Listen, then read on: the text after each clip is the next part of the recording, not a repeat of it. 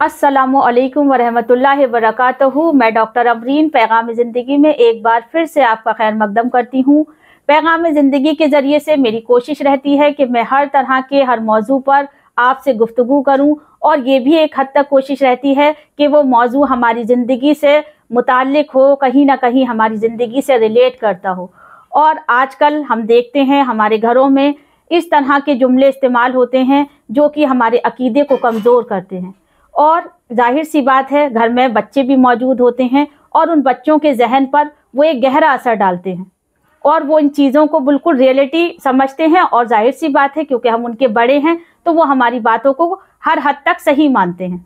तो इस तरह की चीज़ों से बिल्कुल हमें बचना चाहिए। जैसे कि हमारे घरों में क्या होता है, आप देखते हैं उल्टी चप्पल है, कुछ बुरा हो जाएगा, इसे सीधी करो। ठीक है, चप्पल का सीधा होना ठीक है, एक तरतीब के हिसाब से आप देखें तो घर में हर चीज़ अपनी जगह पर होनी चाहिए, लेकिन उस चीज़ को अच्छे या बुरे से जोड़ देना ये बिल्कुल ठीक नहीं। इसी तरह सीधी आँख का फड़कना, बाईं आँख का फड़कना, या फिर जो है आप ये कहें कि हाथ में खुजली होएगा तो इसमें हाथ में खुजली होगी तो पैसा आएगा, इसमें होगी तो पैसा जाएगा, ये बिल्कुल अकीदे को कमज़ोर करने वाली चीज़ें हैं। बिल्ली रास्ता काट गई, अब कुछ बुरा हो जाएगा।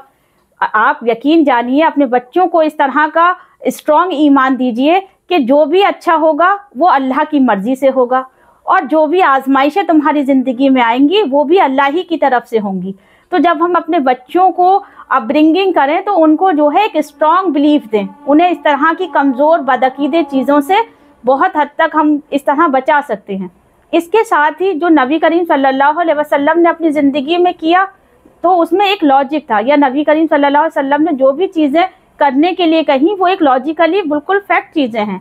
आप सोचिए, नबी करीम सल्लल्लाहु अलैहि वसल्लम ने कहा कि ढका हुआ पानी पीजिए, अंधेरे में पानी नहीं पीजिए। क्यों? क्योंकि अगर आप अंधेरे में पानी पिएंगे तो अंदेशा है कि कुछ आपके पेट में कोई कीड़ा या मकोड़ा चला जाए। इसी तरह नबी करीम सल्लल्लाहु अलैहि वसल्लम ने कहा कि जब सो तो सोने से पहले अपने बिस्तर को अच्छी तरीके से झाड़ लीजिए, साफ़ कर लीजिए। क्यों? क्योंकि इसमें अंदेशा है कि कोई चींटी या कोई कीड़ा आपकी कान या नाक के ज़रिए आपको मतलब हार्म ना पहुंचाए। तो ये चीज़ें हमें दिख रहा है नबी करीम सल्लल्लाहु अलैहि वसल्लम से जो साबित हैं। इसके साथ ही नबी करीम सल्लल्लाहु अलैहि वसल्लम ने कहा है कि जब भी कपड़े पहनो तो उसे अच्छे से झाड़ ले। उसमें भी एक लॉजिक है भाई कि अगर आप कोई कीड़ा मकोड़ा आपके जिस्म को नुकसान पहुँचा सकता है तो अपने बच्चों को कुरान और हदीस की जो तालीम है उसके ज़रिए से सही तालीम सही डायरेक्शन में दीजिए। इस तरह की बदअकीदे की चीज़ों से परहेज़ करिए। घर में इस तरह के जुमले इस्तेमाल मत कीजिए, क्योंकि बच्चों के जहन में ये चीज़ें बहुत गहरा असर डालती हैं। और हम एक जनरेशन को तैयार कर रहे हैं, और ये वो जनरेशन है जो आपके लिए आपकी निजात का ज़रिया बनेगी। तो इनको वो चीज़ें दीजिए जिससे उनका ईमान डे बाय डे स्ट्रॉन्ग हो, और हम जो घर में उन्हें सिखाते हैं वो उन्हें ज़िंदगी भर याद रहता है। बल्कि ये भी कहा जाता है कि जो बच्चे बहुत छोटे होते हैं उनकी पहली दरसगाह उनकी माँ की गोद होती है। तो बच्चे जो सबसे ज़्यादा सीखते हैं माँ से सीखते हैं।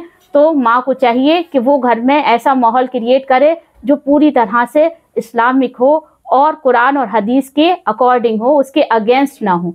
मैं इसी तरह के मुख्तलिफ मौजू के साथ पैगाम ज़िंदगी में जुड़ती रहूँगी, नए नए मौजू से आपके साथ। और इसके साथ ही मेरे चैनल को सब्सक्राइब करिए, वीडियोस को ज़्यादा से ज़्यादा शेयर करिए, कमेंट्स कर ये भी बताइए कि आपको मेरी वीडियोस कैसी लगी।